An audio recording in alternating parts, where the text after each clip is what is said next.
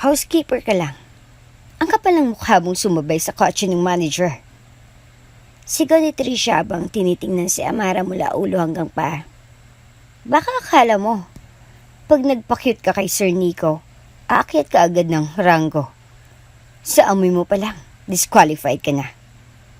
Tawanan ng ibang staff, pero imbis na sumagot, tahimik lang si Amara. Nilunok niyang lahat ng pangaalipusta dahil alam niyang may alam siyang sikreto.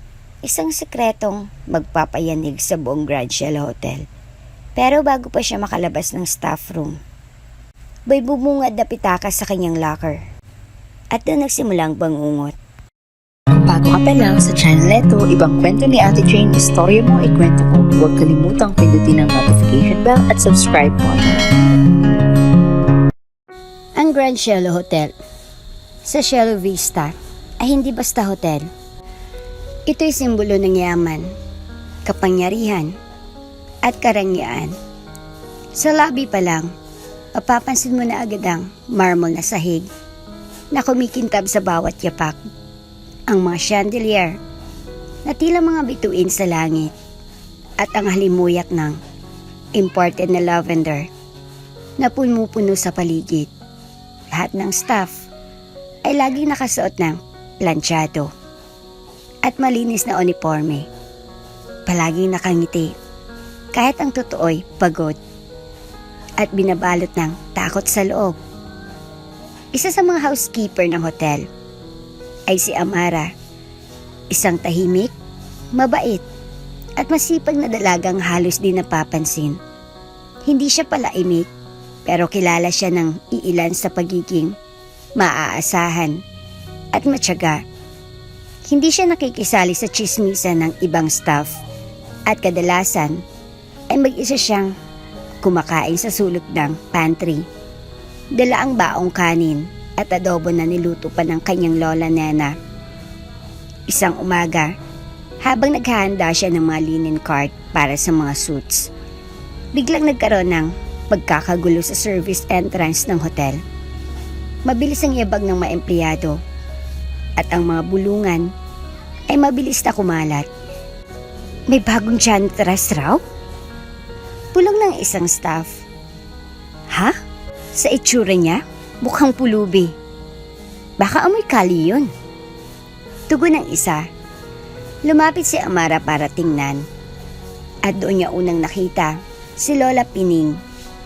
Nakasuot ito ng luma at kupas na palda. May butas pang sapatos. Ang buhok nito'y puti at magulo, tila hindi nasuklay ng ilang araw. Nakayuko lang siya, mahigpit na hawak ang lumang bayong na may basahan at walis tambo. Nanginginig pa ang kamay niya sa lamig at kaba. Ano yan? Ginawa na ba tayong charity? Reklamo ni Miss Delia Santos, ang supervisor sa housekeeping. Isang babae itong kilalang ekstrikta, matalas ang dila at palaging naka-high heels na tila laging may photoshoot. Hindi ka ba marunong kumatok, Nay? Alam mo bang exclusive ang hotel na to? Baka may dala kang mikrobyo. Sabay irap ni Delia kay Lola Pining. Napayuko na lang si Lola Pining. Pasensya na po. Kailangan ko lang po sana ng trabaho. Kahit tagalinis lang po. Tagalinis? Sa hitsura mong yan? Hindi mo nga kayang linisin ang sarili mo. Sabay tawa ni Delia. Nagtawanan ng ibang staff sa paligid. Pero si Amara, hindi makatingin. Nakaramdam siya ng awa. Hindi siya makapaniwala sa mga salitang binibitawan ni Delia. Sa kabila ng pandidiri ng lahat, siya lamang ang lumapit at inalalayan si Lola Pining. Lola, halika po. Maupo muna kayo sa pantry. May tubig pa ako sa thermos. Alok niya. Natigilan si Delia. Amara, huwag mong hayaang tumambay ang pulubing yan dito. Ngunit hindi siya pinansin ni Amara. Tahimik niyang inalalayan si Lola Pining papunta sa pantry habang pinagtitinginan sila ng ibang staff. Sa sulok ng pantry, binigyan siya ng tubig at tinapay ang matanda. Pasensya ka na, Iha. Hindi ko ginusto na mapahiya ka. Nahihiya ako. Pero wala na kasi akong ibang mapuntahan. Garal-galang tinig ni Lola Pining. Naiintindihan ko pula. Ako nga po si Amara. Kung gusto nyo, tutulungan ko po kayo. Baka po makausap natin ang HR. Mahinahon niyang tugon. Kinabukasan, nagulat ang lahat. Isinama ni Amara si Lola Pining sa HR department para sana sa formal application. Ngunit pagpasok pa lang nila, bumungad agad ang mapanuring tingin ng receptionist. Pagkatapos, ay lumabas si Delia. Waring may radar kung kailan dapat sumulpot. Oh, eto na naman ang pulubi. At kasama mo pa talaga siya, Amara? Baka pati ikaw. Gusto na rin umalis kung hindi mo na kaya ang standards ng Grand Cielo. Hindi po siya pulubi, ma'am. Nais lang po niya magtrabaho. Marunong po siyang maglinis at... Tumigil ka. Hindi mo trabaho mag-recruit. Isa kang simpleng housekeeper, Amara. Huwag mong kalimutan kung sino ka. Biglang tumulo ang luha ni Lola Pining. Pero agad niya itong pinunasan. Pasensya na po. Hindi ko na po kayo aabalahin. Tahimik silang lumabas ng HR office. Hindi na nagsalita si Amara, pero ramdam niya ang bigat sa dibdib. Sa huling pagkakataon, inihatid niya si Lola Pining sa gilid ng hotel. Salamat, Amara. Salamat. At kahit isang tao sa mundong to, hindi ako trinato na parang basura. Mahinang tinig ni Lola Pining. Hindi ko ito makakalimutan. Kinabukasan, wala na si Lola Pining. Hindi siya pumasok. Hindi rin siya nakita sa food court. Wala ring balita kung nasan siya. Habang si Amara ay naglilinis sa hallway ng VIP rooms, hindi niya maiwasang balikan ang mukha ng matanda. May kung anong misteryo sa mga mata nito. Tila ba may malalim na pinagdaanan, may tinatagong kwento. At sa bawat pagwisik niya ng map sa sahig ng marmol, may gumuguhit na tanong sa puso niya. Sino ba talaga si Lola Pining? Alas 7 pa lang ng umaga, pero tila impyerno na sa kahabaan ng barangka. Naglalakad si Amara sa gilid ng highway, pasan ng bigat ng araw, at ng damdaming hindi niya maipaliwanag. Mula pa nang misteryosong mawala si Lola Pining. Bawat hakbang niya sa semento ay may kasamang dasal. Sana hindi pa ako late. Sana hindi ako masisiguan ulit ni Miss Delia. Pero habang papalapit siya sa terminal, isang masakit na katotohanan ang bumungad sa kanya. Isang bumabarado at halos hindi gumagalaw na linya ng mga jeep at bus. Traffic. Diyos ko po. Gulong niya habang tinatapakan ng bangketa at pilit sinisingit ang sarili sa siksikan. Pawis na siya. Nangingitim ng lalim ng uniforme at humahabol ang hininga. Hinugot niyang lumang analog na relo mula sa bulsa. 7:43 a.m. Mahigit 17 minuto bago ang kanyang call time sa Grand Cielo Hotel. Kung mahuli siya, ikatlong strike niya na ito. Isa pa. At sigurado ang suspension. Napatingin siya sa kalangitan. Wala ng araw. Kumakapal ang ulap. At kasunod niyon, parang pagsabog ng galit ng langit. Bumuhos ang ulan. Wala siyang payong. Walang masisilungan. Lahat ng tricycle ay punuan. Napaluid siya saglit sa ilalim ng lumang bubog ng tindahan. Habang tinititigan ng basang uniforme. Hindi pwede to. Hindi ako pwedeng mahuli. Pabulong niyang sabi. Habang mabilisang itinali ang kanyang buhok. At sinimulang tumakbo sa ulan. Sa kabila ng bahagi ng barangkang flyover. Sa loob ng isang matte black SUV. Tahimik na pinagmamasdan ni Nico Herrero ang ulan mula sa loob ng kanyang sasakyan. General Manager ng Grand Cielo Hotel. Bata pa, matalino, at kilalang disente sa lahat ng empleyado. Laging maayos ang postura kahit pa hindi galing sa mayamang pamilya. Pinaghirapan niya ang lahat. May meeting siya sa investors pero tila may bumabagabag sa kanya. Napansin niyang matagal nang hindi nakikita ang matandang si Lola Pining na minsang nakita niya kausap ni Amara sa may pantry. Bakit kaya bigla siyang nawala? Tumigil sa pagtatanong ang isip niya nang mapansin niya ang isang babaeng tumatakbo sa gilid ng kalsada, basang-basa sa ulan, halos madapa habang tinatabunan ng putik ang sapatos. Kilala niya ang figura na iyon, si Amara. Agad siyang bumusina. Beep! Napalingon si Amara, kulat at hindi makapaniwala. Binaba ni Nico ang bintana. Miss Amara, saan ka pupunta sa ganitong ulan? Papasok po, Sir Nico. Hingal niya, habol ang hininga. Sumakay ka na. Baka magkasakit ka pa. Naku, hindi na po. Basa po ako. Miss Amara. Putol ni Nico, seryosang tono. Sumakay ka na bago ka tuluyang mawalan ng trabaho. Walang ibang opsyon. Dahan-dahan siyang sumakay sa SUV. Pilit tinatakpan ang basang bahagi ng kanyang uniforme para hindi madumihan ng upuan. Tahimik sila sa loob. Rinig ang tulo ng ulan sa bubong ng sasakyan. Ilang sandali pa, nagsalita si Nico. Galing ka na ba talaga sa barangka? Opo, sagot niya. Doon pa ako nakatira kasamang lola ko. Paano kung magkaroon ng emergency at traffic pa rin? Wala ka bang ibang paraan? Napayo ko si Amara. Wala po, sa totoo lang. Mas madalas akong tumatakbo kaysa sumasakay. Sayang pong pamasahe. Natigilan si Nico.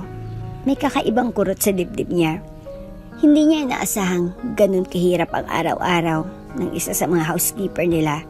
Gusto niyang magsalita pa pero nauunahan siya ng kabog sa dibdib. Tahimik na muli. Ngunit ang katahimikan ay biglang naputol. Nang makarating na sila sa tapat ng Grand Cielo Hotel. Pagbukas ng pinto, agad silang namataan ng mga staff sa labas. Particular na ang tatlong pinakamasigasig na intriga. Si Trisha, si Rico, at si Miss Delia na may hawak pang clipboard habang naninigarilyo sa silid. Uy, si Amara, sumakay sa kotse ni Sir Nico? Bulong ni Trisha. Kapal ng muka. Sabay hirap ni Rico. Nagpapakyut, baka akala niya makakaangat siya. Pagpasok sa staff entrance, pinunasan ni Amara ang kanyang muka at agad tumakbo patungong locker room. Naiiyak siya, hindi dahil sa kahiyan, kundi dahil sa kung paanong tila mali ang pagtanggap ng kabutihan. Si Nico naman, pagkaparada ng sasakyan, huminga ng malalim bago pumasok. Nang madaanan niya si Miss Delia, binati niya ito ng maayos. Magandang umaga po, Miss Delia. Pero hindi siya sumagot bagkusay. Sinundan nito ng tingin si Nico habang naninigas ang panga. Sa loob ng locker room nakaupo si Amara sa bangko. Pilit pinapatuyo ang basang buhok. Gamit ang maliit na panyo, wala siyang kausap, wala ring may lumalapit. Bigla, bumukas ang pinto. Dumating si Trisha at Rico. Oh, wow! Hindi ka lang janitress. Driver mo na rin pala si Sir Nico? Sarcastic ang ani ni Trisha. Baka may sideline kang special service ano? Sabay tawa ni Rico. Hindi nagsalita si Amara, hindi siya pumatol. Pinilit niya ang lunukin ng lahat. Ang swerte mo, Amara. Bulong ni Trisha habang lumalapit. Pero tandaan mo, kahit ilang beses kang isabay sa kotse ng manager, janitress ka pa rin. At sa amoy mong yan, disqualified ka na agad. Tawanan. Tahimik si Amara. Hindi niya alam kung anong mas masakit. Ang mga salitang tinanggap niya o ang katotohanan baka may halong inggit o takot ang lahat ng tao. Kaya sa kanyang puso, isang lihimang pilit niyang kinikimkim. At habang lumalabas sila ng locker room, isang tanong ang bumigat sa kanyang isipan. Hanggang kailan niya kakayaning lunukin ng lahat kung alam niyang siyang may-ari ng buong Grand Cielo Hotel? Hapon na. Mainit pa rin ang paligid kahit patak na ng 3:00. Sa gilid ng Grand Cielo Hotel, may isang maliit na food court kung saan karaniwang kumakain ng mga empleyadong hindi kayang sumabay sa presyo ng cafeteria sa loob. Murang tapsilog, pansit, at kape sa papel na baso. Itong tanghalian ng mga tulad ni Amara. Dala-dala niya ang kanyang Tupperware na may kanin at tinolang manok. Niluto ni Lola Nena ng madaling araw. Naupo siya sa dulong mesa sa ilalim ng malaking payong at sa kadahan-dahang binuksan ng baon. Ngunit bago pa siya makalantak ng isang kutsara, may natanong siyang pamilyar na anyo. Isang matandang babae na tila nang hihina, pilit na nakikitingin sa bawat mesa, tila umaasang may mag-aalok sa kanya ng tira-tira. Marami ang suot, namumula ang mata sa pag-iyak, at nanginginig ang kamay habang hawak ang kanyang bayong. Si Lola Pining. Napabangon si Amara. Lola? Napalingon ng matanda at sa gulat, napaupo ito sa bangketa. Amara. Mahina niyang sabi, pasensya ka na. Hindi ko alam kung babalik pa ako sa hotel. Nahiya na ako. Pero, nagugutom na talaga ako. Walang pag-aalinlangan, lumapit si Amara at hinawakan ng balikat ng matanda. Tara po, Lola. Kain tayo. Dito po kayo sa upuan ko. Hindi na iya. Nakakahiya. Walang nakakahiya sa taong naguguto. Kayo po ang unang nagturo sa akin yan. Kaya't hindi niyo sinabi. Pinilit ni Amara na umupo si Lola Pining. Kinuha niya ang baon niyang Tupperware at iniabot sa matanda. Eto na po muna, kumain po kayo. Tumingin si Lola Pining sa kanya, baka sa mga matang luha at pasasalamat. Dahan-dahan niyang tinikman ang tinola. Ang sarap, parang luto ng nanay ko. Garagal niyang sambit. Matagal na akong hindi nakakakain ng mainit na pagkain. Tahimik si Amara, pinapanood lamang ang matanda habang nilalasap ang bawat subo. Naramdaman niyang may bumabara sa kanyang lalamunan. Hindi dahil sa gutom, kundi dahil sa awa. Hindi niya maintindihan kung bakit, pero may kung anong koneksyon sa puso niya sa matandang ito. Parang may ugnayan silang hindi pa niya alam. Lola, saan po ba kayo natutulog ngayon? Doon sa likod ng simbahan, may karton akong pinapatong sa semento. Sa gabi, nilalabanan ko na lang ang lamig. Iniisip ko, baka balang araw ay magtiwala pa rin sa katulad ko. Wala po ba kayong pamilya? Umiling si Lola Pining. Wala na. Namatay na. Sa sunog ang asawa ko. Ang anak ko, nawala rin. Matagal ko nang tinanggap na siguro hindi na kami pagtatagpuin ulit ng tadhana. Napakuyom ang kamay ni Amara. Hindi niya alam ang isasagot. Bakit niyo po gustong magtrabaho sa hotel, Lola? Tanong niya, pilit pinapawi ang lungkot. Para maramdaman kong may silbi pa ako. Para kahit papaano, may magawa akong tama bago akong mamatay. Kahit lang janitress, basta makakatulong. Tumulang luha ni Amara. Inabot niya ang kamay ng matanda. Lola, pabalik tayo sa HR. Ako po mismong sasama sa inyo. Hindi tayo susuko. Gumulong ang katahimikan sa pagitan nila at sa unang pagkakataon, ngumiti si Lola Pining. Hindi ng pagod ng ngiti, kundi isang ngiting may pag-asa. Kinabukasan, maaga pa lang ay naganda na si Amara sa loob ng kanyang locker. Inilagay niya ang dagdag na uniforme at bagong medyas, hindi para sa sarili, kundi para kay Lola Pining. Nilaban pa niya ang luma niyang sapatos na medyo maluwag pero ayos pa. Naghintay siya sa labas ng food court at gaya ng pinangako, dumating ang matanda. Nakaipit ko sa bukang isang maliit na clip na may bulaklak. Handa ka na po, Lola? Oo, Iya. Salamat. Ngayon na ako nakaramdam ulit ng may mahalaga ako. Tahimik silang naglakad papasok ng Grand Cielo Hotel. Duman sa service entrance, lahat ng staff na dadaanan nila ay napatigil. Tinitingnan ng matanda mula ulo hanggang paa. Pero si Amara, taas noo, hawak niya ang balikat ni Lola Pining at bawat hakbang nila ay parang may ipinaglalaban.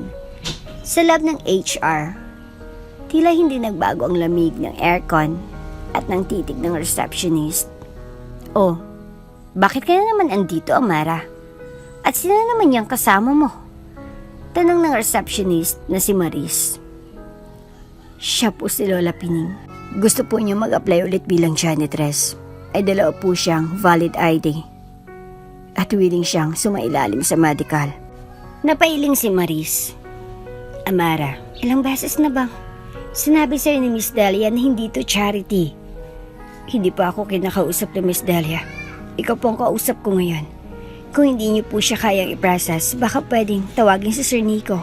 May karapatan po siyang malaman kung paano niyo tinatrato ang mga aplikante. Natahimik si Maris. Maghintay tayo. Pagkalipas ng 10 minuto, bumukas ang pinto. Hindi si Delia ang lumabas, kundi isang babaeng naka-corporate attire, may hawak na tablet at may nameplate na si Miss Rivera, Assistant HR Manager.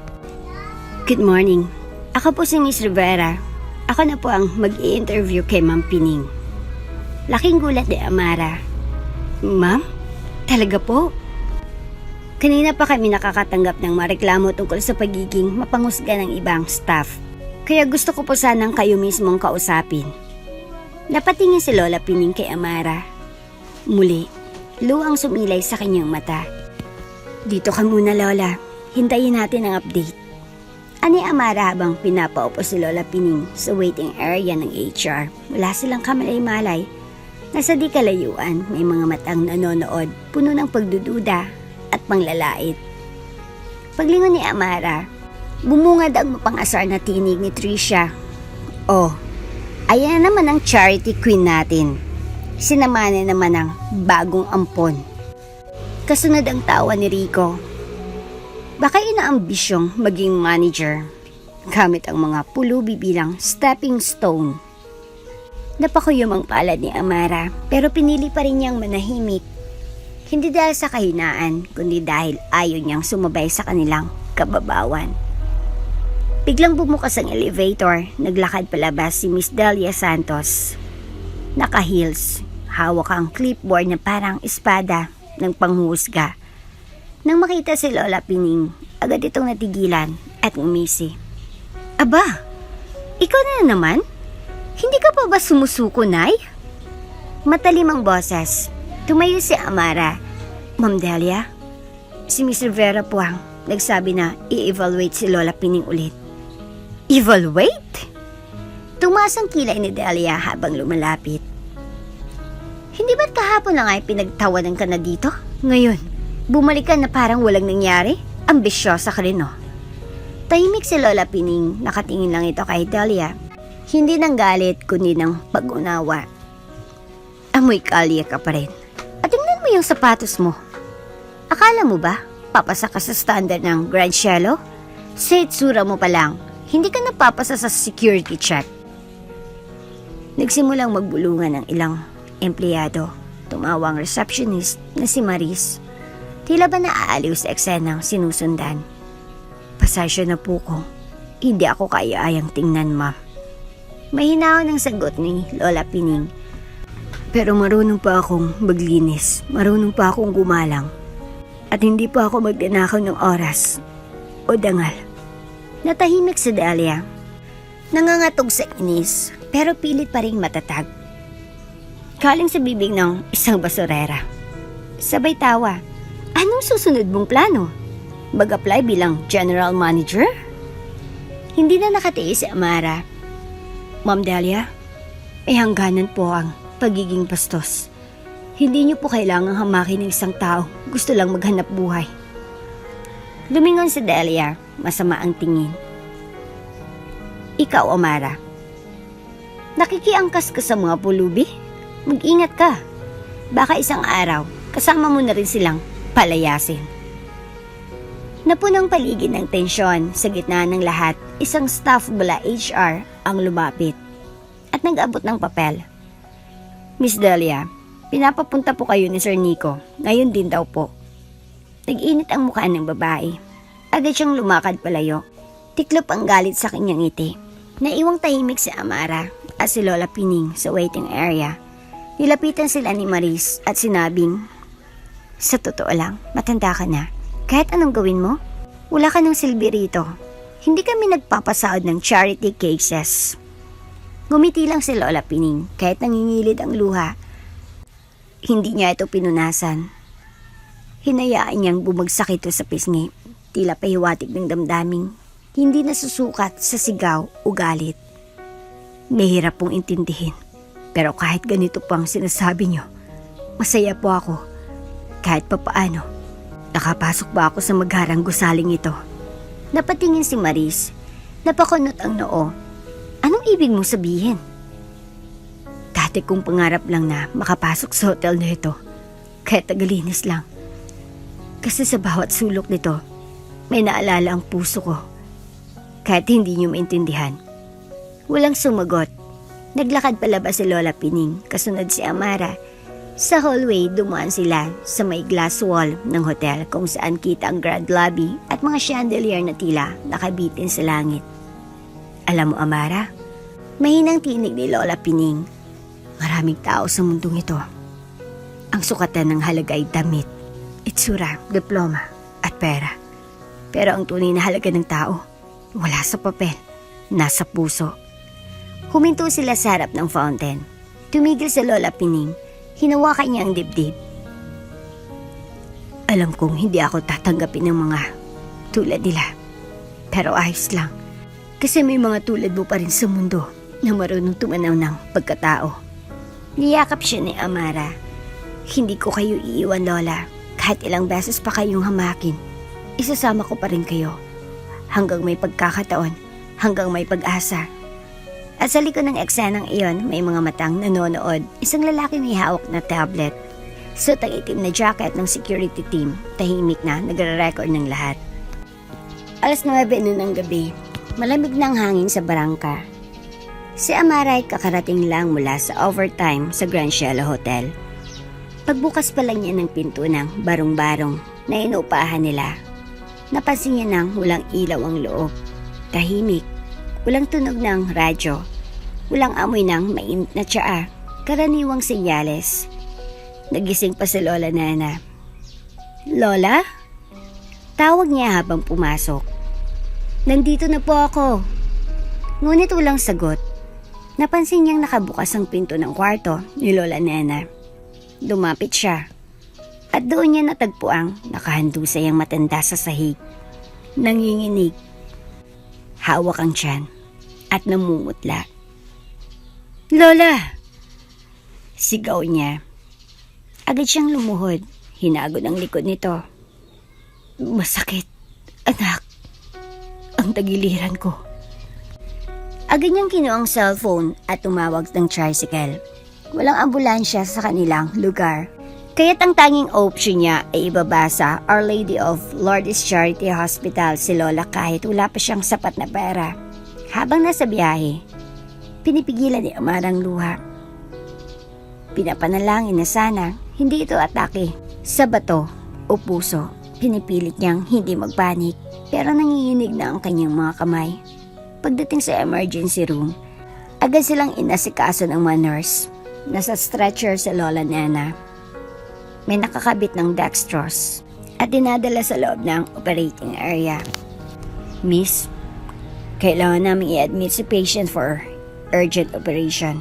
May existing record siya dito, pero kailangan naming maklear ang billing. Wala pa pong PhilHealth update. Estimated po ay 82,000 pesos para sa immediate surgery." Napaamang si Amara. 82? Hindi niya alam kung dapat siyang humagulhol, himatayin. "Kailangan po naming malaman kung may sponsor o magbabayad bago ituloy ang procedure." Seryosong paliwanag ng nurse. Napatingin siya sa kama ni Lola. Napapikit na ito. Humihinga ng malalim at tila wala na sa ulirat. "Huwag po muna kayong aalis." Dagdag ng nurse. Tumango si Amara at saka siya lumayo.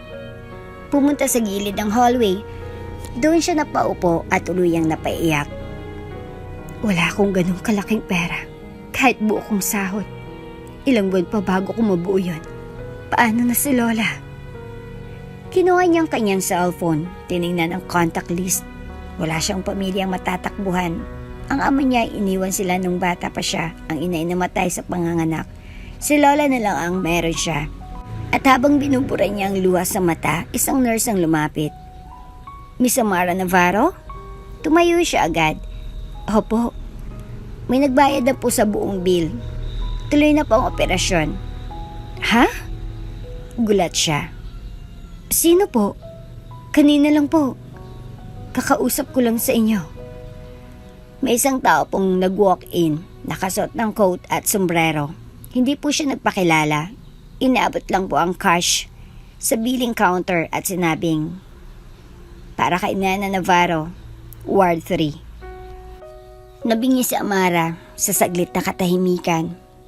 Hindi po ba sinabi ang pangalan? Wala po. Ayaw po niyang ipaalam. Basta ang sasabi lang niya, sabihin mo may nagmamalasakit. Parang may gumuhit sa dibdib ni Amara. Sino sa mundo ang gagawa ng ganong kabutihan para sa kanila? At higit sa lahat, bakit? Pilit niyang sinilip sa glass window ang billing section. Walang kakaibang tao, wala ring naiwan na sulat o anino ng lalaki o babae. Habang naghihintay sa labas ng operating room, hindi mapakali si Amara. Maraming tanong ang umiikot sa kanyang isip. Si Sir Nico kaya? Pero paano niya malalaman? O baka si Miss Rivera? Hindi, imposibleng sila. Hindi naman niya nababanggit sa opisina ang kalagayan ni Lola. Isa pa, wala siyang sinabihan na may sakit ito. Naisip rin niya, si Lola Pining? Pero paano? Nag-init ang ulo niya sa mga spekulasyon. Ayaw niyang umasa. Pero isa lang ang tiyak, may isang taong nagmamalasakit. At sa mundo niyang sanay sa pagmamaliit. Ito ay isang bagay na hindi niya kayang baliwalain. Pagkalipas ng 2 oras, lumabas ang doktor. Miss Amara, successful po ang operasyon. Maayos na po ang lagay ng lola nyo. Kailangan lang po ng pahinga at bantay. Lumuha si Amara sa sobrang ginhawa. Salamat po, Dok. Maraming salamat. Agad siyang pumasok sa kwarto ng ward kung saan nakahiga si Lola Nana. Mahina pa ito, pero may ngiti na sa labi. Amara. Bulong nito, pilit isinasara ang mata. Lola, ayos ka na po. Nasa ospital tayo. Naoperahan na po kayo. Hinawakan ni Lola ang kamay ng apo. Ano mang mangyari, huwag kang susuko. May dahilan kung bakit may mga taong bigla nilang lumilitaw sa buhay natin. Lola, alam niyo po ba kung sino nagbayad ng bill niyo? Umiling ito. Ang mahalaga, buhay pa ako at nandiyan ka. Sa pag-uwi ni Amara kinabukasan, halos walang tulog, walang ganang kumain. Bit-bit niya ang pasasalamat at ang matinding kuryosidad. Pagsapit ng hapon, muli siyang pumasok sa trabaho. Sa pantry, nakatanggap siya ng matanong mula kina Tricia at Rico. Balita namin, nasa ospital ang lola mo. Ganyan talaga kapag luma ng makina. Sabay tawa. Baka next time, mag-fundraising ka muna bago magtrabaho. Dagdag pa ni Rico. Ngunit sa halip na sumagot, ngumiti na lang si Amara. Kasi alam niyang may isang taong hindi man niya kilala ay nagbigay sa kanya ng pinakamahalagang regalo, pag-asa. Lunes ng umaga, tumutunog na naman ang mga vacuum, hampas ng map sa tiles, at ang ulit-ulit na instructions mula sa mga supervisor sa Grand Cielo Hotel. Normal na araw ito para sa lahat ng empleyado, pero hindi para kay Amara. Gabi pa lang, hindi na siya mapakali. Simula nang may misteryosong nagbayad sa hospital bill ni Lola Nena. At lalo na mula nang matanggap niya ang lihim na sulat. Parang may kung anong hangin ng pagbabago ang unti-unting sumasabay sa bawat hakbang niya. Pagkapasok niya sa service entrance, nakita niya agad ang mga kasamahang tila may pinapanood sa dulo ng hallway. May mga nagbubulungan, may iba pa ngang nakangisi, at ang iba'y napapakamot ng ulo. Sino ba yun? Teka, siya yung... Di ba tinabi na natin dati yan? Anong ginagawa niya dito? Napakunot ang noo ni Amara at tinanaw kung sinong nasa gitna ng eksena. At doon niya nakita si Lola Pining suot ang bagong linen uniform ng janitorial team. Maayos ang buhok, bagaman may puti pa ring buhok na bumabagsak sa pisngi. Bitbit niya ang map, dustpan at isang maliit na identification card na bagong suot. Tila bumagal ang paligid para kay Amara. Parang isang eksenang bumabalikwas mula sa alaala. Ang matandang minsang itinaboy ngayon ay opisyal ng party ng Grand Cielo Hotel. Mabilis siyang lumapit. Lola, kayo nga po. Ngumiti si Lola Pining. May kinang sa mata. Oo, Iha. Natanggap na rin ako sa wakas. Pero, paano po? Akala ko po. Hindi si Delia ang tumanggap sa akin. Iba, isang babaeng hindi ko pa nakita dati. Malumanay, may galang. Hindi ako tinanong kung anong natapos ko. Ang tinanong niya lang, handa ka bang magtrabaho ng tapat? Hindi pa man natatapos ang kwento, biglang dumating si Miss Delia Santos. Mabilis ang hakbang, nakatas ang kilay, at para bang may sunog na hahabulin. Anong kalokohan to? Singhal niya. Tumigil ang lahat ng staff, tila nagyelo ang paligid. Ano yung nakikita ko? Bakit andyan ang matandang yan?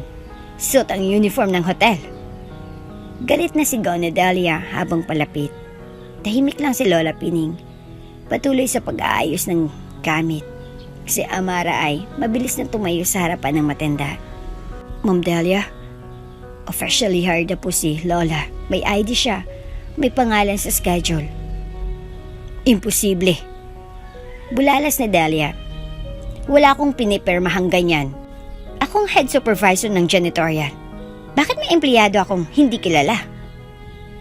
Bago pa makasagot si Amara, biglang dumating si Sir Nico Herrero. Ang general manager, kasunod ang babae may hawak na tablet. Isang bagong mukha sa HR team. May problema ba rito? Tanong ni Nico. Malamig ang tinig, pero may bigat ang presensya. Sir, sabay lingning na Delia, pilit ang ngiti. May unauthorized hiring po sa janitorial. Hindi po dumaan sa akin ang application ng matandang ito. Actually, Miss Delia. Sabat ng babaeng HR. Ako po si Miss Alondra Lim, bagong recruitment manager assigned by corporate. Si Miss Serafina, si Miss Pining, ay dumaan po sa assessment ko. May clearance siya, medical fit, at pumasa sa orientation kahapon. Miss Serafina? Bulong ni Amara, hindi sigurado kung tamang narinig. Napakunot ang noo ni Delia. Bakit hindi ko alam ang tungkol dito? Because, sabat muli ni Nico, hindi mo kailangang kontrolin ang lahat. Ang trabaho ng HR ay mag-hire. Ang trabaho mo ay siguraduhing maayos ang operations.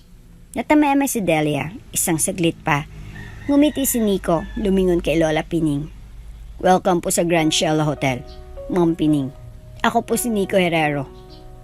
Kung may kailangan po kayo, huwag po kayong mahihiyang lumapit. Nagkatingin na sina Amara at Lola Pining. Hindi alam ni Amara kung bakit, pero pakiramdam niya ay mas marami pa siyang hindi nalalaman sa pagkatao ng matandang ito. Pagkatapos ng insidente, tahimik na nagtrabaho si Lola Pining sa housekeeping department sa kabila ng palalait. May disiplina siyang taglay na hindi mapapansin ng mga ordinaryong staff. Habang nagwawalis siya sa VIP lobby, biglang napansin ni Amara na kahit ang security guard ay umuko bilang pagbati sa matanda. Napapansin niyo po yun? Tanong ni Amara habang sabay silang nag-aayos ng linen cart. Ang alin? Tanong ni Lola Pining, kunwaring walang alam. Yung guard, yumuko po sa inyo at may narinig akong tawag sa HR kanina, Ma'am Serafina. Ngumiti lang si Lola Pining. Siguro dahil lang sa respeto. Hindi na importante ang tawag nila sa akin, anak. Ang mahalaga, nakapasok ako rito at may kaibigan na akong kaya mo. Pero sa likod ng mga ngiting iyon, may namumuo pa ring tanong kay Amara. Bakit tila ang bawat galaw ni Lola ay may impluwensya? Bakit tila siyang sinusundan, hindi tinatanggihan at tila pinoprotektahan? Isang maaraw na hapon sa Grand Cielo Hotel. Masaya ang lobby, may mga bagong guest, may event sa ballroom. At may paparating na VVIP mula sa Europe. Ang bagong staff ay aligaga. Bawat isa ay nasa posisyon, todong pag-aasikaso, isa sa mga special guest. Ang isang kilalang German diplomat na si Ambassador Karl Hemmerich. Nakilala sa kanyang tikas, lakas ng boses, at pagiging mitikuloso sa seguridad. Isang oras matapos ang check-in ni Ambassador Hemmerich, isang kaguluhan ng sumiklab. Where is my wallet? There was 5,000 euros inside that wallet. Pasigaw ng diplomat habang kausap si Miss Delia sa lobby. It was inside my bag, I swear. Nagkagulong security, tinawag ang head of housekeeping. Ang ilang staff ay agad ipinatawag sa admin.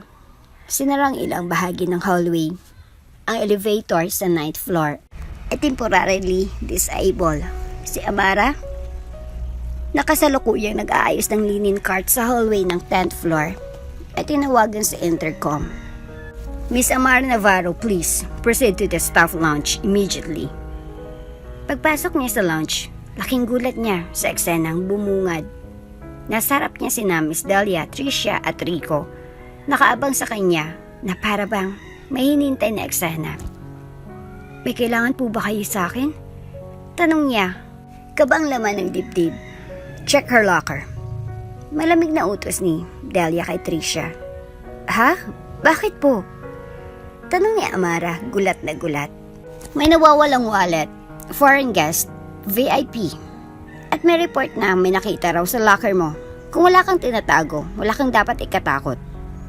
Ani Rico, palihim ang ngiti. Lumapit si Tricia. Walang paalam na binuksan ang locker ni Amara gamit ng extra master key. Pagkapatong ng mata nila sa loob, namilog ang lahat ng mata. Nandun, isang itim at branded na pitaka. Nakaipit sa pagitan ng folded apron at gamit ni Amara. Napatigil si Amara. Nalamig ang kanyang buong katawan. Hindi akin yan. Mahina niyang sabi. Talaga lang ha? Ani Delia. May nawawalang 5,000 euros. At ayan, ang wallet nasa locker mo. Coincidence ba yan, Miss Navarro? Nilagay lang po yan. May naglagay niya sa locker ko. Hindi ko po hawak yan. Ngunit nagsimula ng magbulungan ang ibang staff sa paligid. Ang mga mata nila puno ng duda. Ang ilan ay tumalikod. Parang ayaw ng madamay. Ang iba naman may halong ngiti. Para bang may inaabangang pagbagsak. Enough. Signal ni Delia. Dalhin siya sa admin office. Ngayon din. Kinalalkad si Amara papunta sa admin office. Ang hallway na dati tahimik. Ngayon parang pinipilas ang dangal niya sa bawat hakbang. Sa bawat pintuan na nadaanan nila. May mga matang sumusulyap. Ang mga dating mabubuting kausap niya, ngayon tila estranghero. Pagdating sa admin office, nandun ang security head, 2 HR staff, at ang assistant manager. Tinapik ni Delia ang mesa. Here's the suspect. The wallet was found in her personal locker. Hindi pa ako magdadakaw. Bulong ni Amara, halos hindi marinig. Lumapit ang isang HR officer. Miss Amara, alam mo bang criminal offense ang pagnanakaw ng pag-aari ng foreign dignitary? Pwede itong mauwi sa deportation, demanda, o pagkasira ng imahe ng buong hotel? Pero hindi ko pa talaga kinuha yon. Nanginginig ang tinig niya. Nagtatrabaho pa ako ng maayos. Wala akong dahilan para gawin yun. May CCTV tayo. Ani Rico na sumunod sa admin. Pero unfortunately, under maintenance daw ang hallway camera ng locker area kahapon. So walang footage. Ang tanong, bakit nasa iyang pitaka? May naglagay niyan. Pinagtutulungan niyo ako. Alam kong may sabuatan. Napalingon ang lahat kay Amara. Sabuatan? Ani Delia, anong susunod mong sasabihin? Na kaming gumawa? Hindi sumagot si Amara. Hindi dahil wala siyang sagot, kundi dahil alam niyang kahit anong sabihin niya, lahat ay may bias na. Nakaplano ng lahat, sinadya ito. Habang isinasagawa ang paon ng inventaryo ng wallet, tumating si Sir Nico. Kalit ang mukha, pero may control sa boses. Anong nangyayari dito? Nagkatingin na ng lahat. Sir, Ani Delia, we found the missing wallet in Miss Navarro's locker. We are now in the process of preparing that incident report for legal and disciplinary action. Lumingon si Nico kay Amara. Miss Navarro, totoo ba ito? Umiiyak na si Amara. Sir, hindi ko po alam kung ano napunta yun sa locker ko. Pero hindi ko po yun ginawa. Maniwala po kayo sa akin. Tumahimik si Nico. Tumingin sa lahat ng staff sa loob ng silid. At bakit biglang may nawawalang wallet? At bakit lagi siyang napagbibintangan? Malamig yung tanong. Sir, the evidence is very clear. Sabat ni Delia. Evidence? Nasaan ang camera footage? Wala sir, maintenance daw. Napapikit si Nico. Then walang malinaw na ebidensya unless may confession. Sir, the item was physically found in her possession. Get ni Rico. Ang tanong, sino may access sa locker ni Amara? Napatahimik ang lahat. Tumingin si Nico kay Amara. You have the right to remain silent. Pero hindi ko to papalampasin ng basta-basta. Magsasagawa tayo ng investigasyon. I want all locker keys audited. At patrace ng fingerprints sa wallet. Tahimik si Amara habang nakaupo sa maliit na bangko sa loob ng admin lounge. Ang kaninang sigawan at bintangay unti-unting tumatahimik. Pero sa loob ng kanyang dibdib ay may unos pa rin. Kumakabog ang puso. Nanlalamig ang palad. At nanginginig ang kanyang paniniwala kung may katarungan pa nga ba sa lugar na ito. Sa kabilang silid, abalang mga HR officers sa paggawa ng incident report. Pinag-uusapan na kung isususpende ba siya habang iniimbestigahan o kung kailangan siyang ipablatter. Pinikit niya ang kanyang mga mata at iniisip si Lola Nena, ang operasyon, ang ospital. Ang gabing halos mawalan siya ng pag-asa. At ngayon, ito na naman siya, binubura ang reputasyon sa isang kisap-mata ng kasinungalingan. Hindi ako magnanakaw. Hindi ako sinungaling. Hindi ako masamang tao. Bakit palagi na lang akong inaapakan? Mahinang bulong niya sa sarili. Ngunit bago pa siya tuluyang kainin ng takot, bumukas ang pinto. At mula roon, dahan-dahang pumasok si Lola Pining. Suot pa rin ang janitress uniform ngunit may daladalang maliit na laptop bag. Tahimik ang paligid. Lahat ng matay napako sa matandang. Tila walang dalang galit pero puno ng otoridad sa pananalita. Ano pong kailangan ninyo rito? Tanong ng HR staff, bahagyang may iritasyon. Gusto ko pong magsalita. Sagot ni Lola Pining, may dapat kayong marinig. Lalo na kayo, Miss Dahlia. Napahinto si Dahlia sa pagsulat. Anong kinalaman mo rito? Malaki. Mariing sagot ang matanda. Lalo na kung ang inosente ay dinadawit sa kasalanan na gawa ng mas makapangyarihang kamay. Are you accusing me? Sabat ni Tricia, biglang tumayo. Hindi kami magdadakaw. Hindi pa ako nag-aakusa. Pero hayaan ninyong ako ay maglahad ng katotohanan. Bumukas ang pinto ng conference room. Bumasok si Sir Nico, ang general manager.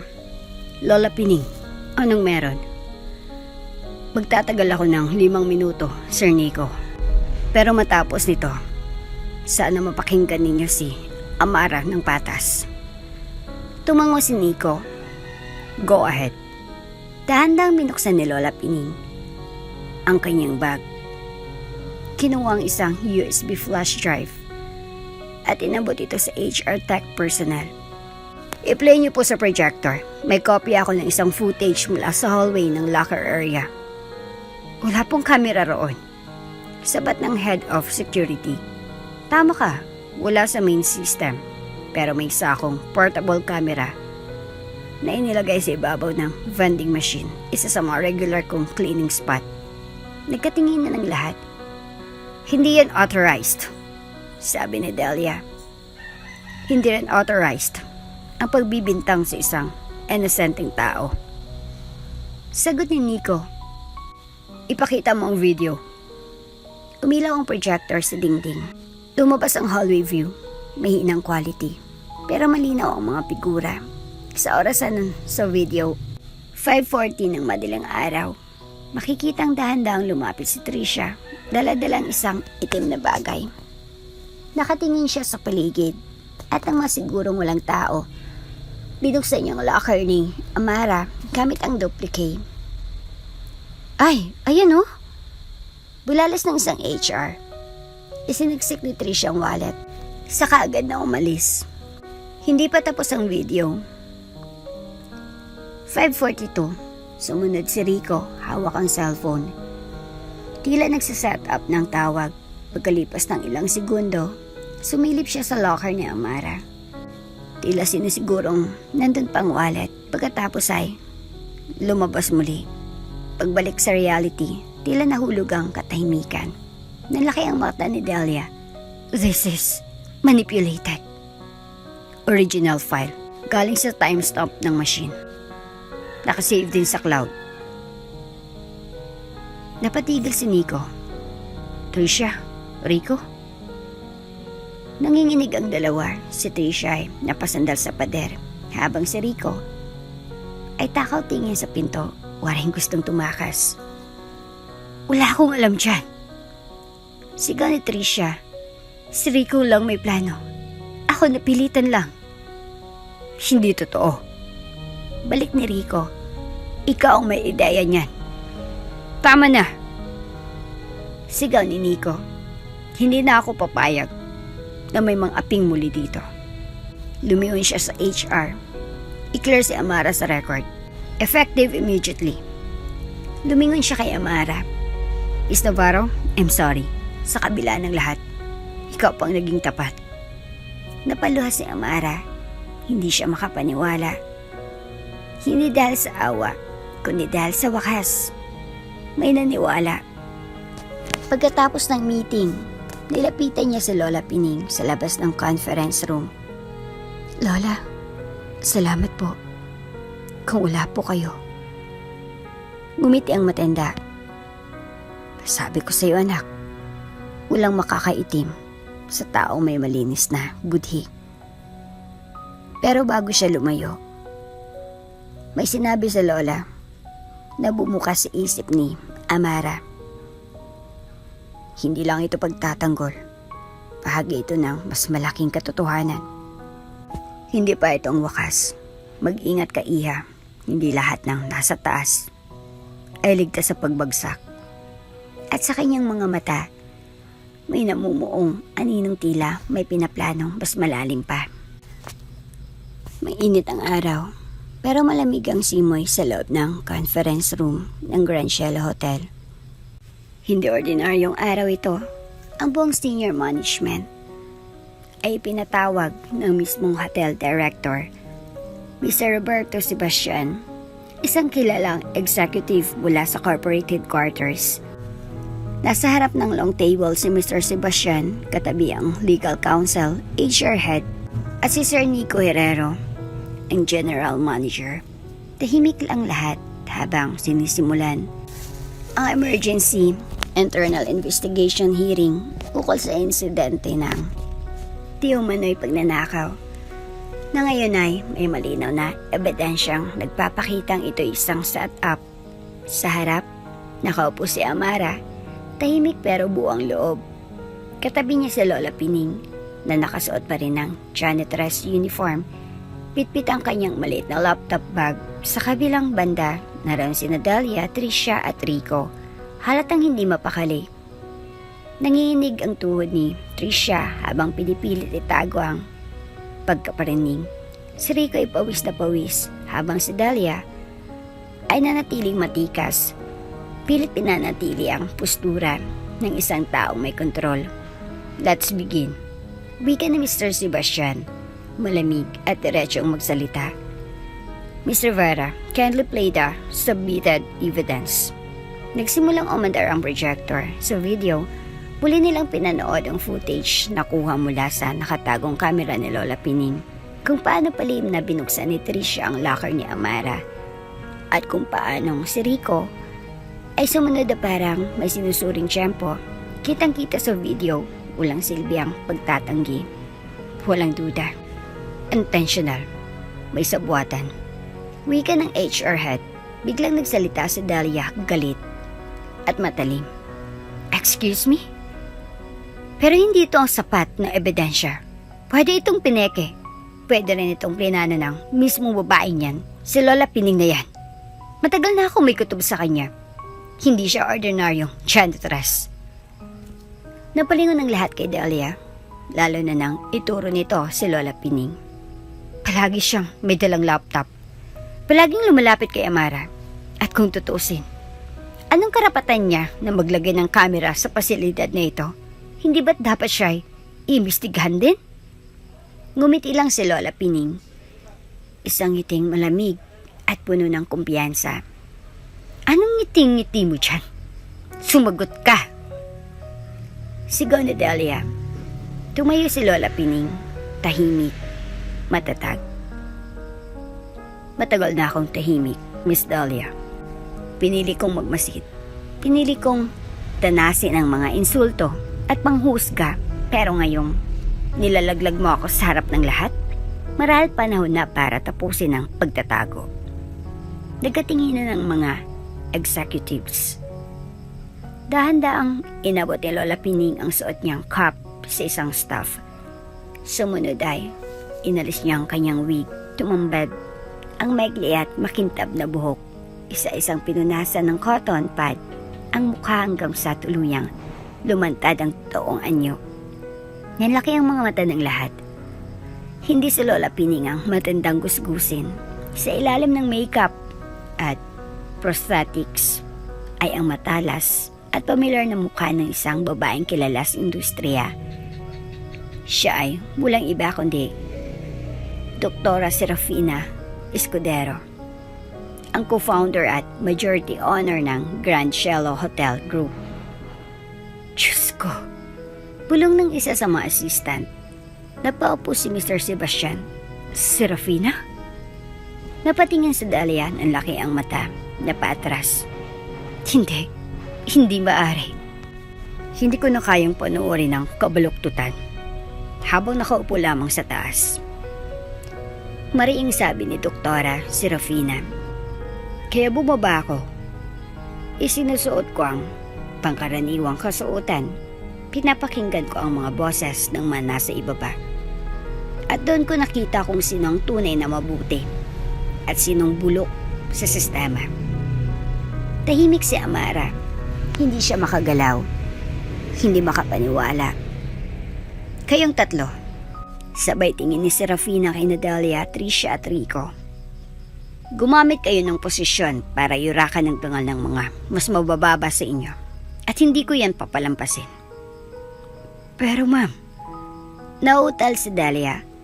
Hindi namin alam. Pinaniwala lang kami ni Rico na... Hoy, ako lang? Ikaw kayang nag-utos na siraan si Amara pa hindi siya ma-promote.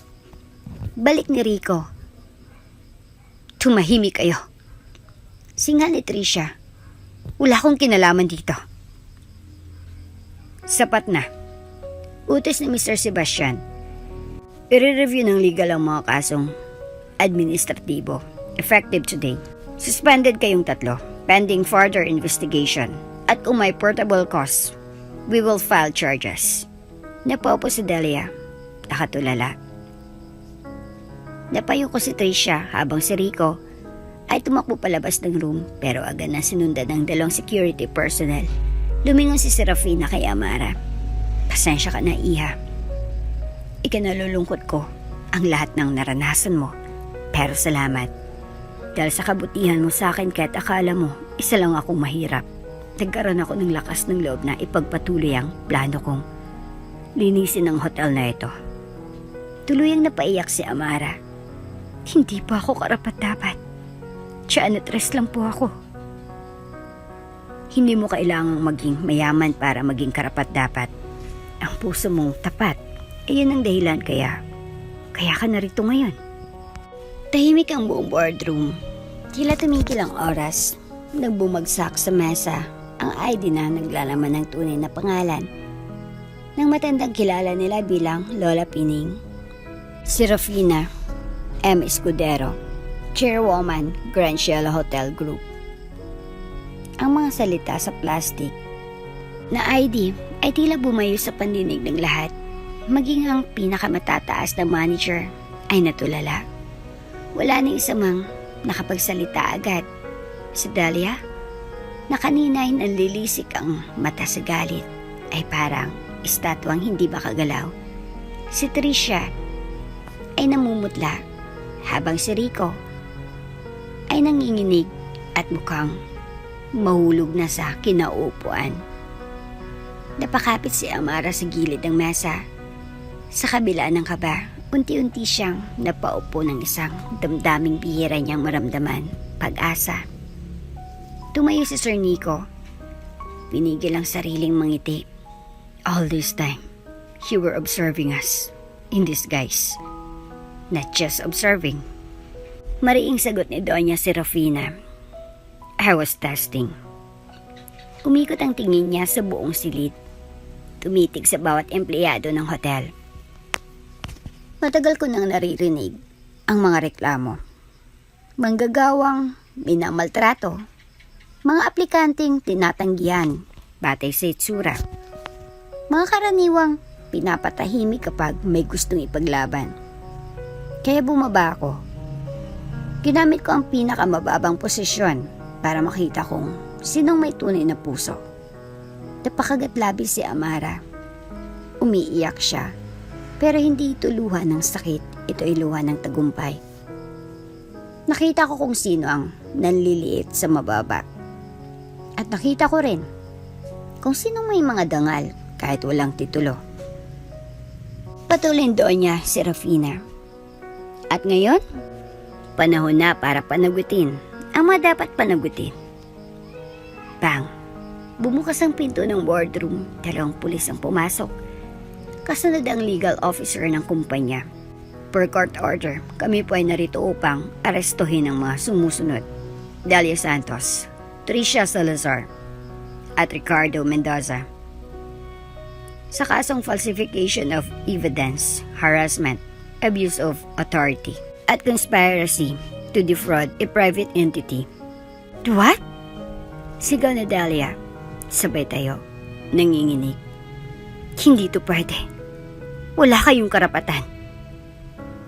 Meron kaming warrant, ma'am. Sagot ng pulis. At sapat ang ebidensya para sa preliminary detention. Tumakbo si Tricia papunta sa pinto. Pero hinarang agad ng isa pang security personnel. Pakawalan niyo ako. Hindi ako kriminal. Si Rico may plano nito.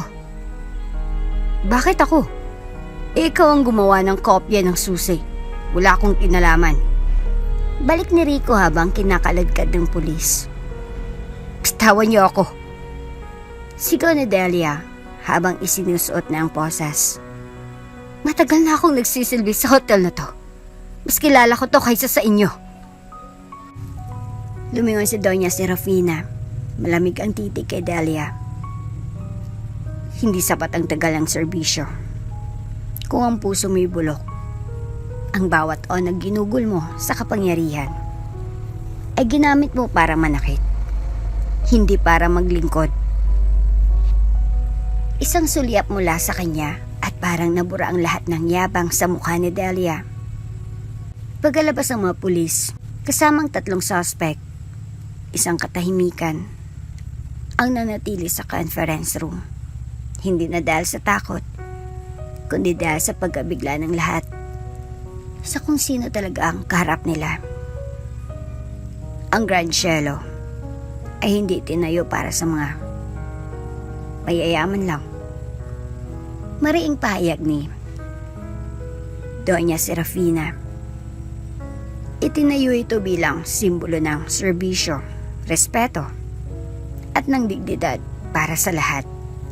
Mataas man, umababang katayuan. Napatingin siya kay Amara. At ikaw, Iha? Isa ka sa pinakatotoong empleyado sa hotel neto. Napatakip sa bibig si Amara, napaiyak. Sa kabila ng lahat ng ginawa nila sa'yo, hindi ka gumanti. At sa kabutihan mong yon, tatagpuan ko muli ang halaga ng hotel na ito. Dahil sa'yo, nagising ako. Tumayo si Serafina. Tumalikod at lumakad papunta kay Amara. Dahan-dahan niyang hinawakan ang balikat nito. Simula ngayon, hindi ka na lang basta housekeeper. Hindi ka na lang basta empleyado. Ikaw ay magiging bahagi ng pagbabagong pinapangarap ko sa Grand Cielo. Sa labas ng boardroom, nagkakagulo ng mga empleyado. Kumalat agad ang balita na si Lola Pining ay hindi lang basta janitress, kundi ang may-ari mismo ng hotel. Hindi ako makapaniwala. Siya pala yun? Grabe! Sobrang bait niya kahit matanda na siya. May-ari pala. Buti na lang mabait ako sa kanya. Bulungan ng mga staff sa hallway. Pero isa lang ang tumatak sa isipan ng lahat. Isa-isang lumantad ang mga kasinungalingan. Makalipas ang 1 linggo mula nang lumantad ang katotohanan tungkol sa sindikatong ang aabuso sa mga staff ng Grand Cielo Hotel. Unti-unting bumalik sa normal ang operasyon. Pero sa likod ng katahimikan ng lobby, may malalim na pagbabago. Hindi lang sistema, kundi sa puso ng mga taong naroroon. At sa gitna ng lahat ng pagbabagong iyon, isang pangalan ng paulit-ulit na binibigkas. Amara Navarro. Tinawag ang lahat ng housekeeping staff para sa isang special announcement. Walang nakakaalam kung tungkol saan. Ang iba ay curious, ang iba ay kabado. Ngunit si Amara, natahimik na nakaupo sa likuran. Wala ni kaunting ideya kung ano ang naghihintay sa kanya. Sa harap ng podium, nakatayo si Sir Nico kasama si Miss Rivera mula sa HR at si Doña Serafina Escudero, na ngayon ay muling nagbabalik sa kanyang opisyal na posisyon bilang chairwoman ng Grand Cielo Hotel Group. Tumahimik ang lahat. Magandang umaga. Panimula ni Serafina. Ngayong araw, nais naming kilalanin ang isang taong naging simbolo ng kabutihan, katapatan, at lakas ng loob sa gitna ng kaguluhan. Nagbulungan ang ilan na patingin kay Amara. Siya hindi lang basta nagtatrabaho para kumita, siya ay nagsilbing ilaw sa isang sistemang matagal nang tinatabingan ng dilim. Napakagatlabi si Amara. Hindi siya makatingin sa unahan. Hindi pa man binabanggit ang pangalan, alam niya nang siyang tinutukoy. Sa kabila ng pambabastos, paninira, at pagkakakulong sa kasinungalingan, hindi siya sumuko at higit sa lahat, pinili pa rin niyang maging mabuti sa mga taong nananakit sa kanya. Tumigil saglit si Serafina, tumingin sa mga empleyado. Dahil dyan, bilang chairwoman ng hotel na ito, formal kong ipinahayag na ang bagong housekeeping supervisor na papalit kay Delia Santos ay walang iba kundi Miss Amara Navarro. Tumayo si Sir Nico at tinapik ang podium. Congratulations, Supervisor Amara. Isang sandaling katahimikan at saka sabay-sabay na bumalakpak ang buong hall. Parang bumagal ang mundo ni Amara. Ang mga palakpak ay parang alingaw-ngaw lamang. Ang mga tao sa paligid niya ay parang mga hugis lang. Ang tanging naririnig niya ay ang tunog ng sarili niyang puso. Kumakabog, mabilis, hindi makapaniwala. Tumingin siya kay Serafina. Ngumiti ang matanda. Tumango si Nico. May init sa mga mata. Tumayo si Amara. Nanginginig ang mga tuhod. Hindi niya alam kung makakalakad siya papunta sa harapan. Pero sa bawat hakbang niya, parang binabalikan ng kanyang puso ang mga pinagdaanan. Ang araw na pinagtawanan siya dahil sa kanyang amoy. Ang sandaling binuksan ang kanyang locker at natagpuan ang pitaka. Ang gabi sa ospital na hindi niya alam kung paano babayaran ang bill. At ang unang beses niyang inabutan si Lola Pining ng pagkain. Lahat pala ng kabutihan may balik. Hindi agad, hindi madali, pero laging totoo. Pagdating niya sa harap, iniabot ni Serafina ng isang folder, ang kanyang appointment paper bilang bagong housekeeping supervisor. Napalawa si Amara, hindi niya napigilan. Tuluyan na siyang umiyak sa harap ng lahat. Maraming salamat po. Bulong niya habang tinatakpan ng bibig. Flashback. Ito lang pong baon ko, Lola. Tinulang manok. Sana po mainit pa. Amara, hindi mo alam kung anong kahulugan ng pagkain na to sa akin. Wala pong anuman, basta po busog kayo. Ilang taon na siyang nagtatrabaho sa Grand Cielo, pero ngayon lang niya naramdaman na totoo siyang bahagi ng pamilya. Pagkatapos ng programa, nilapitan siya ng mga dating katrabaho. Yung iba'y minsan tumalikod sa kanya. Ngayon ay nakatingin ng diretsyo, may respeto sa mata. Pasensya ka na noon, Amara. Ani Janet, isa sa mga cleaners. Hindi ko pinansin nung pinagtutulungan ka. Sana mapatawad mo ako. Amara, ikaw ang tunay na karapat-dapat dyan.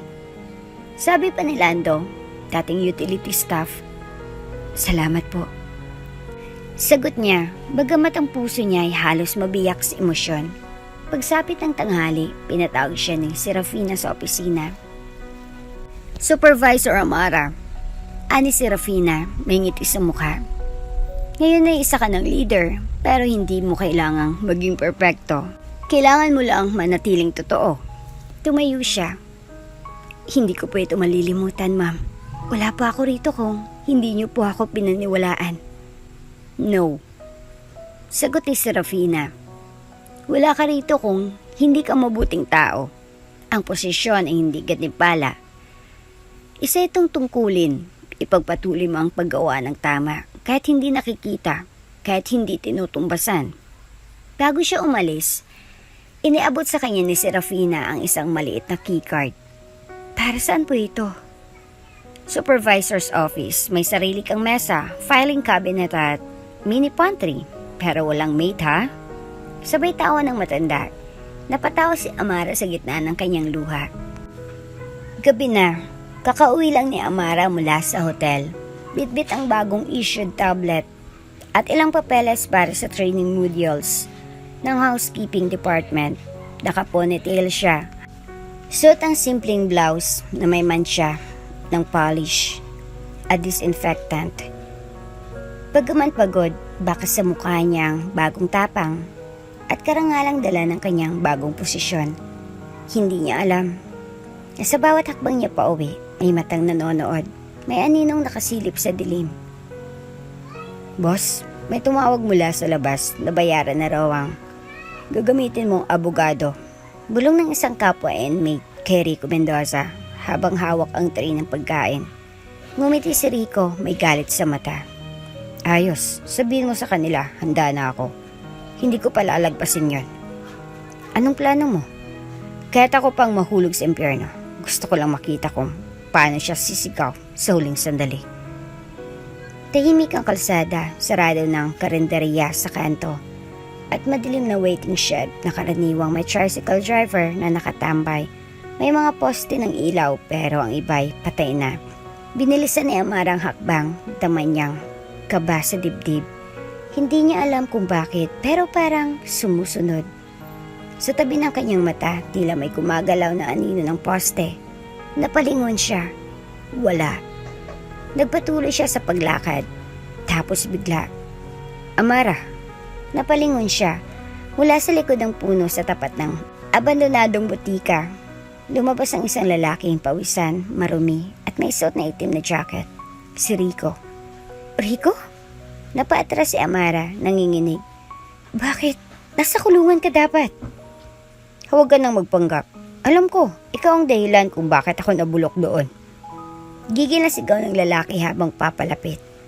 Tigil na, Rico. May kasalanan ka. Pinatawan ka ng batas.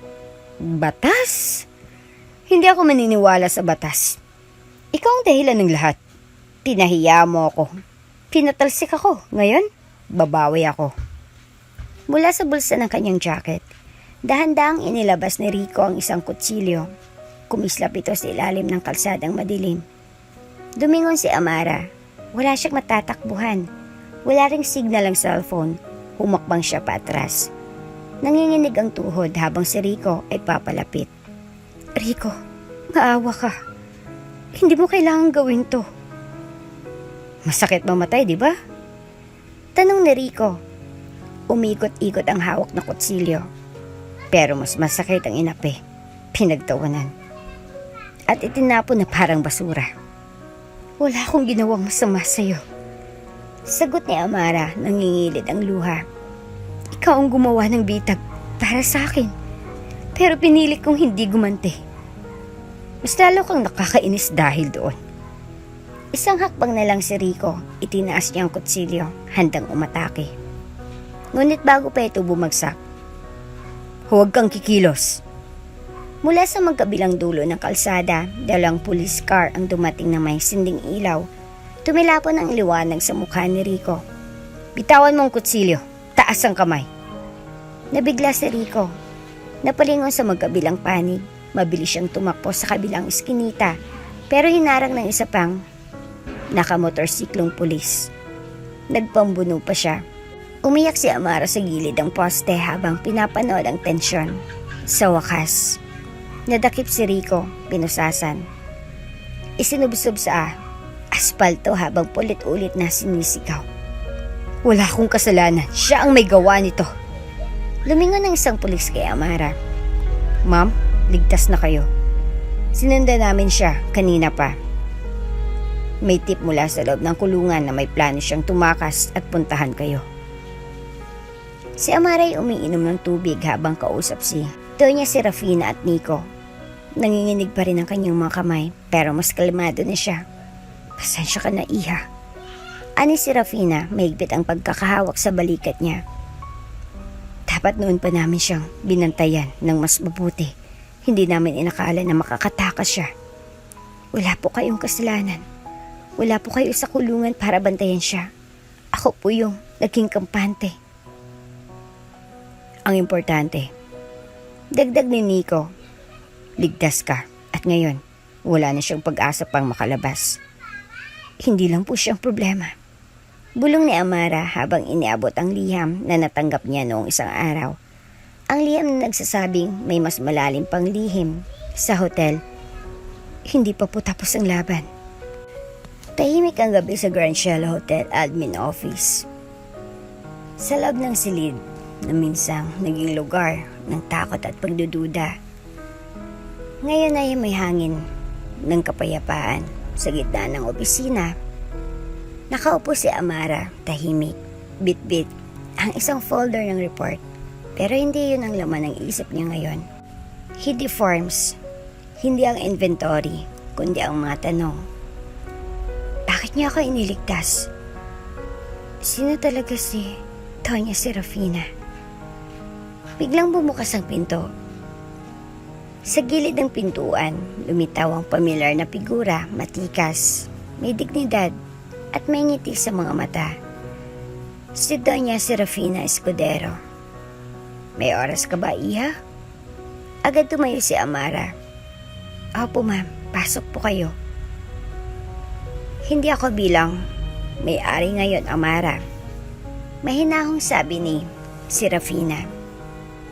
Bilang isang matandang babaeng may utang na loob sa isang batang babae na may gintong puso. Nagkatinginan sila. Sa loob ng katahimikan, may tensyong hindi mabigkas. Tila isang damdaming matagal nang gustong mabasag. May gusto akong ikumpisal. Dagdag ni Serafina habang naupo sa harapan niya. Na hanggang ngayon, hindi ko pa nasasabi kahit kanino. Tumango si Amara, marahang kinayom ang kamay. Nung dinala mo si Lola Nena sa ospital, alam ko kung gaano kabigat ang pinagdadaanan mo. At sa likod ng lahat ng kaguluhan sa hotel, may mga sandali akong lihing sinusundan, lalo na nung gabing iyon. Nanlaki ang mata ni Amara. Kayo po ba? Tumango si Serafina. Ako ang nagbayad ng hospital bill. Napasingap si Amara. Napaluhod siya sa pagkakaupo. Nanginginig ang labi. Ma'am, hindi ko po alam. Akala ko po isang himala. Ngumiti si Serafina. Bakas ang luha sa gilid ng kanyang mata. Himala ka para sa akin, Amara. Alam mo ba kung bakit ako bumabat ng kunwaring janitress? Dahil pakiramdam ko, matagal na akong naging dayuhan sa sarili kong gusali. Nabulag ako sa mga papuri, sa kinang pangalan. Pero sa likod ng lahat, isa na pala akong banyaga sa hotel na itinayo ko. Nagpatuloy siya. Nung inabutan mo ako ng pagkain noon sa food court, gutom na gutom ako. Hindi lang sa tiyan, kundi sa kabutihan. Sa pag-asang may natitira pa ring tao na hindi namimili ng pakikitungo. Umiyak na si Amara. Hindi niya na kayang itaas ang mukha. Lola, ma'am, hindi ko po yun ginawa para sa kapalit. Iyon ang dahilan kung bakit naging totoo ang ginawa mo. Sagot ni Serafina. Dahil hindi mo yun ginawa para sa promotion o pagkilala. Ginawa mo yun dahil mabuti kang tao. Tumayo si Serafina at lumapit kay Amara.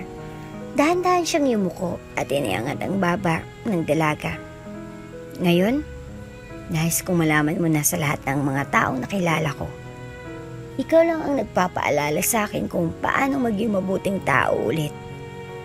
Walang pasabi, biglang niyakap ni Amara si Serafina. Mahigpit, puno ng damdamin. Sa isang sulok ng opisina, tahimik lang na nanonood si Sir Nico. Hindi siya lumapit, hindi siya nagsalita, pero sa kanyang mga mata, naroon ang paghanga, ang tiwala, at isang damdaming mas malalim kaysa sa iniisip ni Amara. Hindi lang respeto ang nararamdaman niya, may paghanga, may pangarap, at sa puso niya, may lugar na unti-unting napupuno ng isang pangalang matagal nang nasa tabi niya, Amara. Pagkatapos ng eksanang iyon, sabay silang lumabas ng admin office. Tahimik ang hallway pero maliwanag ang bawat hakbang. Ma'am Serafina, ani Amara habang naglalakad. Salamat po, pero may tanong lang po ako. Bakit yung po ako piniling tulungan? Ang dami naman pong may mas kailangan sa akin. Nang tumingin ako sa mga mata mo, nakita ko ang sarili kong nawala. Isang taong hindi natutong manlamang. At higit sa lahat, isang taong lumalaban pero hindi kailanman sumasakit. Mula nang isiwalat ni Doña Serafina ang katotohanan, tila ibang mundo ng Grand Cielo Hotel. Lunti ang halaman sa bawat hallway, masarap na pagkain sa pantry, at higit sa lahat, ngiti sa bawat empleyado. Pero sa gitna ng pagbabagong ito, may dalawang pusang unti-unting naliligaw sa pagitan ng trabaho at damdamin. Amara at Nico. Nico? Tawag ni Doña Serafina habang nagkakape. Kumusta ang update sa bagong CCTV security protocol? Ayos na po lahat, Doña. Pero napatingin si Nico sa dulo ng cafe kung saan si Amara ay nakaupo nagsusulat sa logbook habang nagkakape mag-isa. Gusto po sana akong idagdag. Napangiti si Serafina. Ayoko ng paligoy-ligoy, Nico. Gusto mong isama si Amara sa board meeting, di ba? Namula si Nico pero tumango. Oo, gusto kong lumawak pa ang papel niya. Hindi lang bilang supervisor kundi bilang leader. Tahimik si Doña Serafina. Maya-maya'y ngumiti ito. Alam mo, Nico? Minsan, hindi lang posisyon ang kailangang ipagkatiwala pati puso. Nagkatinginan sila, walang salita. Pero parehong may alam. Paki-explain ko itong breakdown ng gasto sa former sanitation. Tanong ni Amara habang nagpe-present sa harap ng mga department heads. Tahimik ang buong silid, maging si Nico ay nakatitig sa kanya, hindi lang sa sinasabi niya kundi sa kung paano niya ito sinasabi. Ang dating mahiyain at tahimik na housekeeper ngayon, matatag na pinuno mula sa paraan ng pagsalita, kumpiyansa sa datos, at respeto ng mga kasamahan. Si Amara ay isa ng bagong haligi ng Grand Cielo. Natapos ang meeting, lumapit si Nico. Gusto mo bang sumama sa akin sa site inspection sa kabilang property? Sandali lang naman. Napatingin si Amara. Ako? Bakit ako? Ngumiti si Nico. Ikaw ang gusto kong makasama. Magkakasabay silang lumakad sa bagong wing ng hotel, tahimik hanggang sa makarating sila sa rooftop garden na hindi pa naayos. Doon tumigil si Nico. Alam mo, Amara, simula niya, itong lugar na to, plano ko talagang gawing private rooftop cafe. Pero hindi ko pa masimulan kasi parang may kulang. Tumango lang si Amara, hindi makatingin. Ngayon, alam ko na kung anong kulang. Dagdag niya, hindi pwedeng simulan ito kung wala ang taong inspirasyon ko. Nanlaki ang mata ni Amara. Nico, lumapit ito. Matagal ko nang gustong sabihin to. Pero ayokong guluhin ang trabaho mo. Lalo na't ngayon, mas mataas na ang respeto ng lahat sa'yo. Pero bakit ngayon? Tanong ni Amara, mahina ang tinig. Tinanong mo ako noon kung bakit kita pinagtanggol. Kung bakit hindi ako naniwala sa kanila. Simple lang. Dahil naniniwala ako sa'yo. Noon pa. Tahimik ang hangin, parang lahat ng dahon sa paligid ay tumigil sa paggalaw. Hindi mo kailangang sumagot, Amara. Dagdag ni Nico. Gusto ko lang malaman mo. Kung may party sa'yo na maaring tumugon sa nararamdaman ko, hindi ko ito pipilitin. Pero ako, sigurado ako. Dahan-dahang lumapit si Amara. Hindi na siya umiiyak. Pero nanginginig ang mga labi niya. Nico, hindi ako perpekto. Marami akong pinagdaanan. Isa lang akong dating housekeeper. May mga sugat pa akong dala. Pero hindi kita minahal para sa kung sino ka noon.